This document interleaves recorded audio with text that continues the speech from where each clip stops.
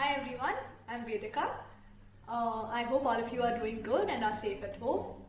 I just thought I'd use this time to just share my experiences and some thoughts regarding the trending kitchen backsplash and what are the choices that you can pick from and use in your kitchens. To start off with, I think a lot of us have this query of what exactly is a backsplash. So this is called by different terms by different vendors in the market. We call it backsplash, we call it the dado tiles. It's nothing but just the tiles between your countertop and your wall cabinet. It's a layer of 2 feet tile that runs throughout your kitchen, right? One of my personal favorite options is Moroccan tiles. I just love these tiles. I think the variation in colors and the choices we have in Moroccan is vast, and they add a little magic and that pop of color in your kitchen. I tend to use a lot of light colored cabinets, like I use a lot of light wood, whites, greys, beige in my kitchen cabinets. The top and the bottom units are all neutral colors, and just this Moroccan tile in between acts like a highlighter and adds a little color in your kitchen. Also wanted to mention a very important thing.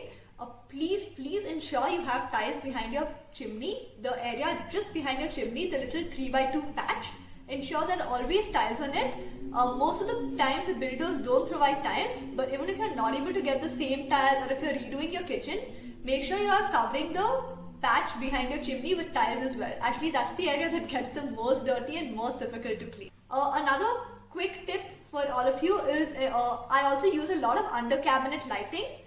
Primarily, of course, it helps in your task lighting, but it also helps highlight the backsplash or the dado of your kitchen, which looks beautiful once it's lit.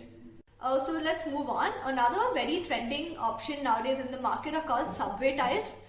So subway tiles are nothing but just different forms of brick tiles. They come in different sizes and they come in a large number of colors as well. They have a lot of color options in subway tiles. There are certain patterns in which you can use these subway tiles. I would say if your contractor or your installer is not very skilled, please stick to a regular stacked pattern or the brick style pattern. A herringbone and a chevron pattern is difficult to pull off if your installer or your layer is not very skilled. Another quick tip for subway tiles, try and keep a spacer of 3 mm between your tiles and make sure the grouting used for the tile is of a darker color so it's easier for you to maintain. Then moving on, we also have, I would say a very economical option is these large format vitrified tiles. You get these tiles of usually of a size 2 feet by 4 feet, and if you lay them, you are pretty much just done with 4 tiles of this in your kitchen. It looks very beautiful. It literally looks like a marble laid at the kitchen backsplash. Over here we try and maintain paper joints. So these are large tiles which replicate marble as a backsplash of your kitchen. Another fun tile we can use are terrazzo tiles. I haven't used them very often. I haven't used them till date honestly. But I think they're trending and they're also a very good choice for these young couples who want something different for their backsplash. So these are nothing but they again have these, they have solid color base with these little colorful chips of tiles in them. They look very pretty and can be used as well. Now coming to the most expensive option, I feel is quartz. So a lot of kitchens where your clients are very specific on having a white countertop or a lighter kitchen countertop, they will end up using quartz as their countertop. In these cases, I strongly recommend you could suggest using the same quartz for your backsplash.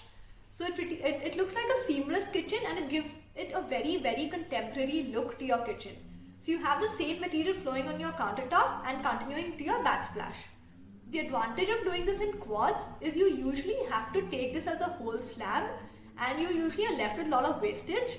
So I would suggest just one extra slab would help you do your countertop as well as your backsplash of the kitchen. Another of my little tricks which I want to reveal to you is I use a lot of these wooden finish tiles.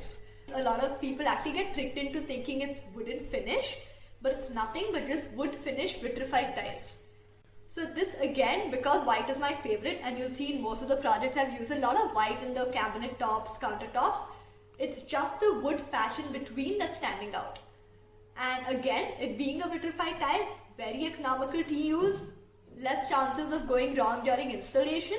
So these tiles usually come in either plank format or they come in these large tiles of 2x4. Either of them work well. Just make sure the tile you choose has a good grain to it and it doesn't look very artificial. And also ensure please do not choose a glossy finish tile for the wood look. Make sure it's matte but easy to clean. So also a quick tip would be while choosing your tiles, just check the sizes you're choosing. Usually choose something in multiples that it adds up to 2 feet, because that's exactly the area that will be left for your kitchen. So try choosing a 6-inch, 8-inch, 1 feet or a 2 feet tile. So this ensures that you're not chipping or cutting any tile to fit into that space. I'll quickly share in a few stores, my favorite stores in Bangalore from which I pick all my tiles. I would also recommend, please ensure you know your order of work. You have to do your countertop first. Again, if you're doing a heavy countertop like your quartz and your granite, leave it for a day or two, let it settle, and then add on your backsplash tiles. So that ensures you have a seamless joint, no chances of any water leakage, perfect grouting done and silicone filled in. Thank you so much guys, I hope this was useful. If you have any queries, any comments, please drop me a message on my inbox. You can follow my work at Tantric Interiors. Stay safe, thank you.